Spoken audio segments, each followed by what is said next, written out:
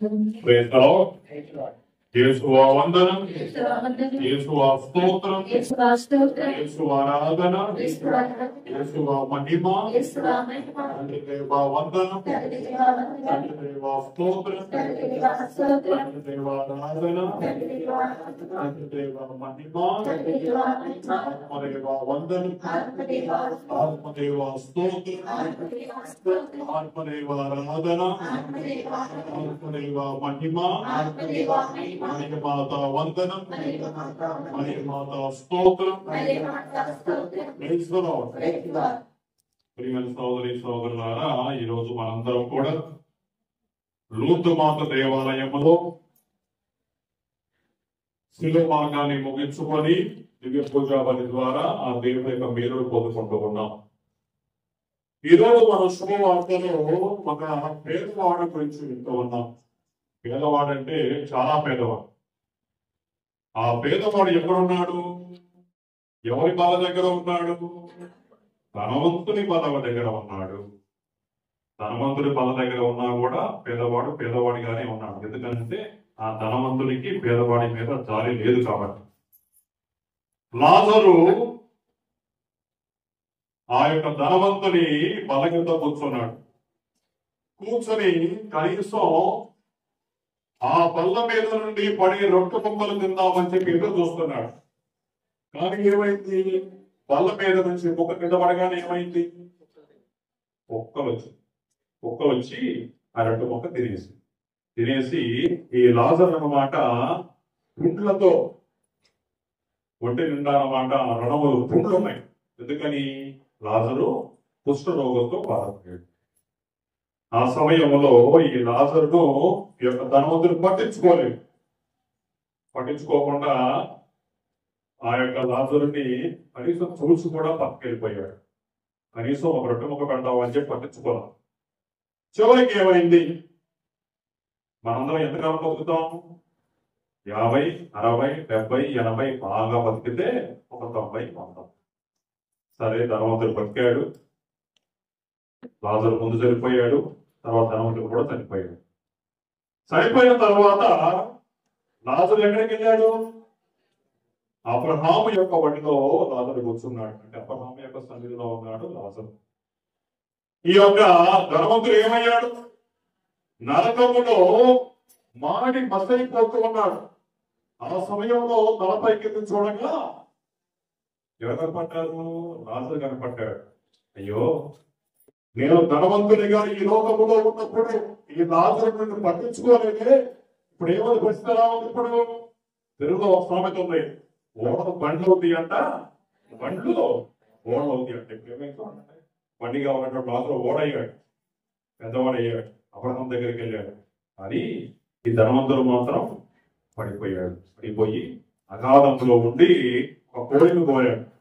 అయ్యా, లాజరుని నా దగ్గర పంపు అన్నాడు. ఒకప్పుడు లాజరుని అసహించుకున్నవాడు, ఒకప్పుడు లాజరు అంటే చికెన్ చెప్పి అన్నవాడు, ఇప్పుడు లాజరు పిలుస్తున్నాడు.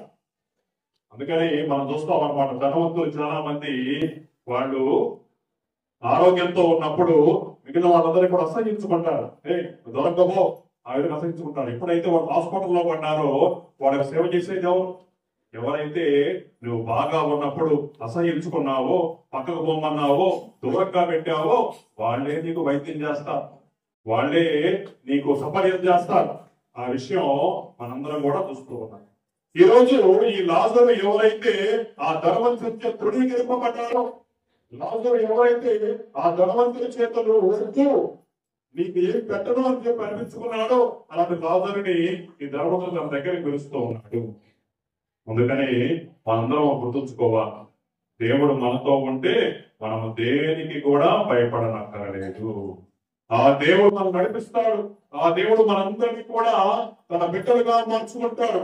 మనందరి యొక్క హృదయాలలో ఆ దేవుని యొక్క దీవెనలు ఉంటూ ఉంటాయి. కాబట్టి మనందరినీ కూడా ఆ దేవుడు నడిపించాలని ఆ దేవుని యొక్క దీవ పొందుకున్నగా ప్రార్థన చేసుకుంటూ మనందరము కూడా ఆ దేవుని యొక్క నామాన్ని తెలుసుకుందాం.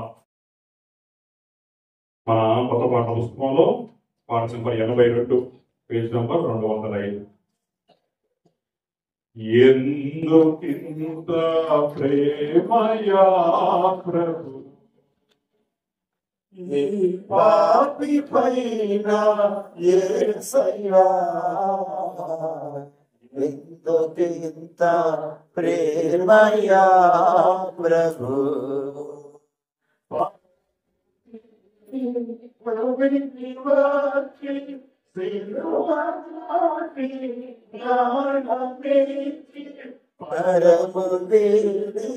భూమికి వచ్చి సిలువ మోసి ప్రాణమిచ్చి తండ్రి దయను మాకు వసగిన తండ్రి దయను మాకు యేసు రాజా వందనం ఎందుకింత ప్రేమయా ప్రభు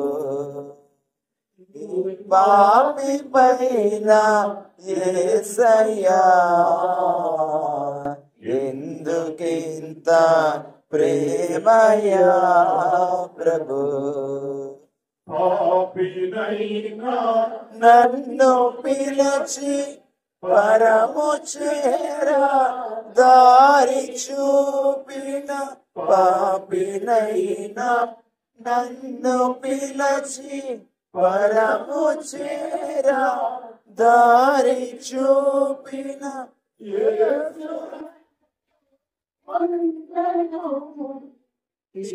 రాజా వందనము చేతమయ్యా నిరతము ఎందుకింత ప్రేమయా ప్రభు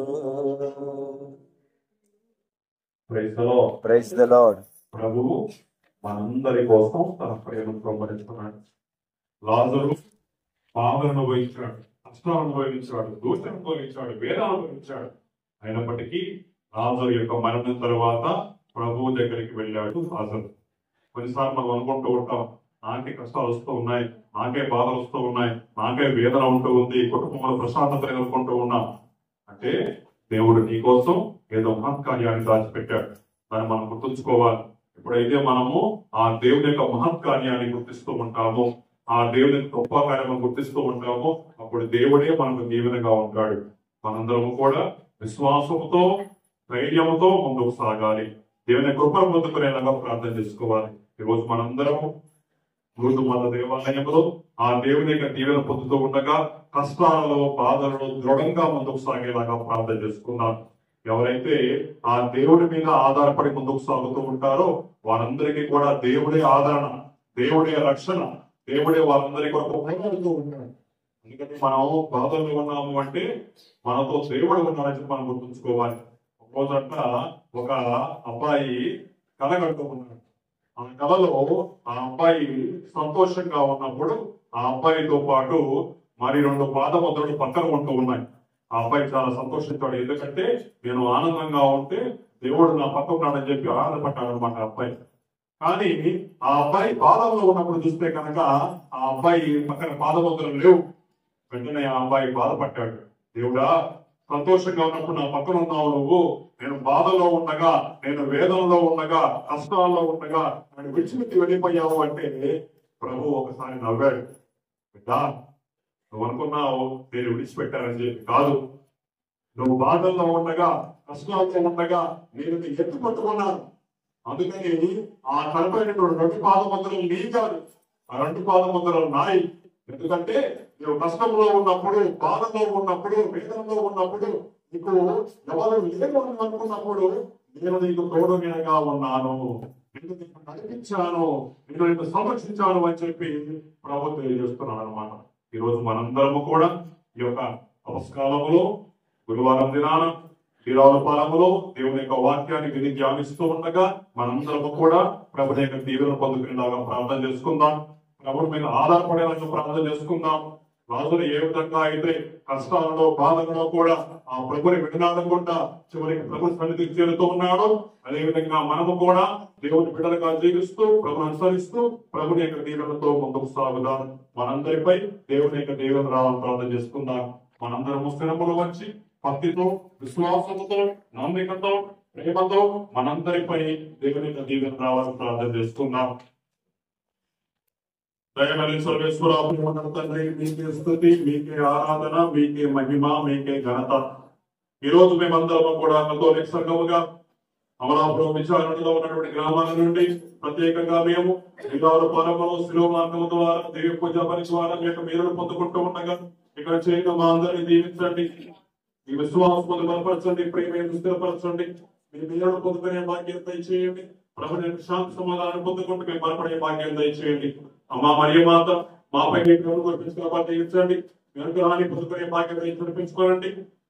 ఈ బిడ్డలుగా ముందుకు సాగుతూ బలపడుతూ ప్రభుని యొక్క దీవెన పొందుకునే భాగ్యం దయచేసి ప్రకటించమని, వెనకరాని మాపై గౌరవించి దీవించమని, మేము శాంతి సమాధానంతో బలపడుతూ వెనకరాని పొందుకుంటూ బలపడే భాగ్యం దయచేసి దీవించమని మా ప్రభువైన క్రీస్తు ద్వారా ఈ మనవి చేయుచున్నాము.